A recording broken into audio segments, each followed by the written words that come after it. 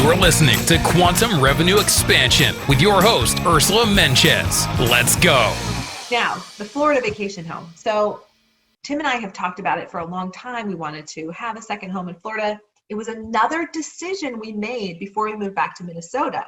We said, it'll be awesome to be on a lake in Minnesota, and eventually we'll have a home in Florida. And this took some years, and clarity, and a lot of things falling into place, and our son getting older so he could travel more. It's a lot of things that had to come into place first. But we got clear on what we wanted. We made the decision. I wrote it down. If you haven't read my book, One Great Goal, then you don't know that when I write something down, I put check boxes in front of it. I also talk about that in the belief zone, like put check boxes in front of what you want.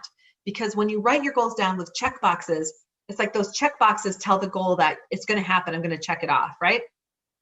That's what we do when we write a task list. When we write a task list, we put check boxes in front of it. We check those things off. So do the same thing with your goals, because it tells your subconscious that you already know what's going to happen. So often when we write our goals down, we number them or we put bullet points in front of them, but it doesn't tell your subconscious that's going to happen. Often it tells your subconscious that the goals have to happen in a certain order, and when they don't, it's very frustrating. So put check boxes in front, check them off as you go. All right. So I've written the goal down, the Florida goal, many times. And then, during the year of the pandemic, there was just a lot of time to think about what we wanted. And Tim and I were like, wow, we wish we had a home in Florida right now, right? So we could be quarantining there instead of in the cold north. And that's what really spurred it. And then we were like, we got recommitted to it. We're like, you know what, let's just do it. Let's just figure it out. It's going to figure itself out. So we were clear on what we wanted. I wrote it down, and then synchronicity started to happen. We started to get into sync. In fact, my friend Jill McNamee, who we're going to have on the show soon, posted on Facebook that she had just purchased her own home in Florida, her second home. And I was like, oh, hello, like this is it. And she was going to make it into an Airbnb.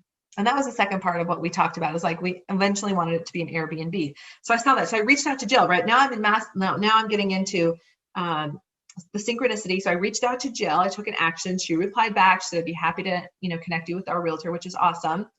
Then the doubt and fear started to come up. It's like, oh my gosh, like, can we roll with this right now? Is this the right timing? We've got a lot going on with Luca's schedule. Like, where's the money going to come from? What kind of a down payment? Like, what's this going to look like? All the stuff, right? Shifted all those limiting beliefs. I just let them go. I'm like, you know what? I feel like I just have this knowing that we're supposed to have the second home now. Let it go. Then I moved into massive action. Called the agent who Jill had connected us with, reached out to him, and we connected, and immediately he put me in the portal. I started to get properties. I looked through probably 200 properties and narrowed it down to my top 4, and one just kept standing out. It kept standing out. It was fully furnished. It was ready to go. It was everything we wanted. There were no houses around it. Like, it couldn't have been better. It was already an Airbnb. It was already set up. Like, it just got better and better.